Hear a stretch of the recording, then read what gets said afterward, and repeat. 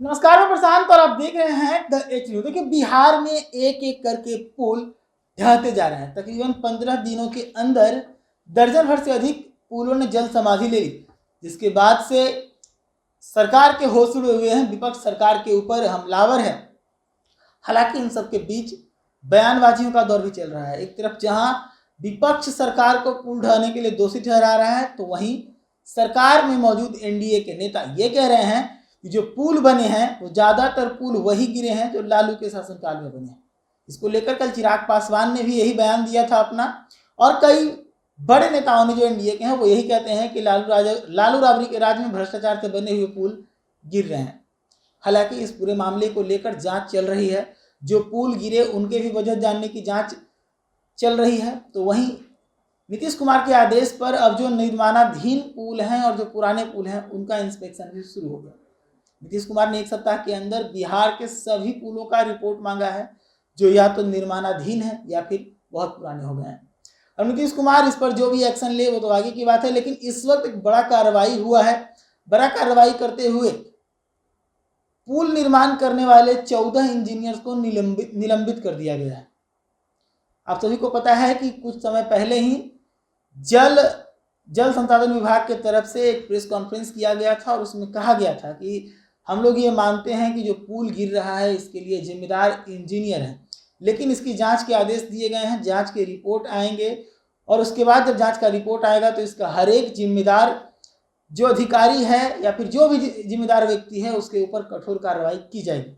अब ऐसे में रिपोर्ट्स में ये सामने आया कि इंजीनियर्स इसके लिए जिम्मेदार हैं, तो 14 इंजीनियर्स को निलंबित कर दिया गया है। ये बड़ा खबर इस वक्त है।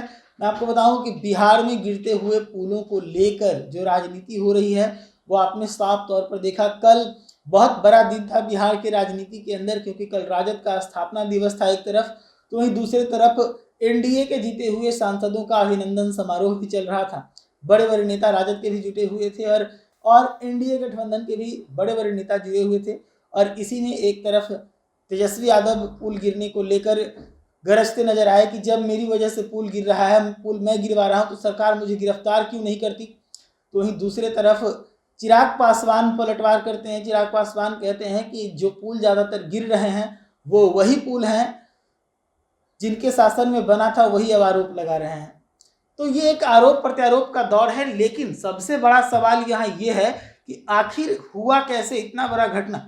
क्योंकि एक दो पुल गिरे तो हो सकता है किसी तरह की कमजोरी आई होगी, कोई भूकंप का असर रहा होगा, कुछ कमी रही होगी तो एक दो पुल गिर जाता है।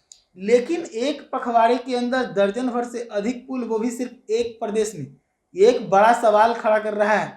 हालांकि इसको लेकर पुल निगम भी अपनी तरफ से जांच कर रहा है, बिहार की सरकार भी अपनी तरफ से जांच कर रहे हैं। तो वहीं सड़क निर्माण विभाग हो या फिर जल संसाधन विभाग हो, उनके क्षेत्र में आने वाले पुलों को लेकर भी अपने अपने विभागीय स्तर पर जांच चल रही है। और सबका पहला दृष्टिया जो आरोप है वो इंजीनियर्स के ऊपर लग रहा है कि जो भी पुल गिर रहे हैं इसको लेकर कहीं ना कहीं जिम्मेदार इंजीनियर्स ही हैं। तो 14 इंजीनियर्स आज सस्पेंड कर दिए गए हैं। अब देखने वाली बात है कि आगे ये जो जांच है, ये जो कार्रवाई है वो कितना बृहत रूप लेती है। ऐसी तमाम खबरों के लिए जुड़े रहिएगा देश न्यूज़ के साथ। धन्यवाद।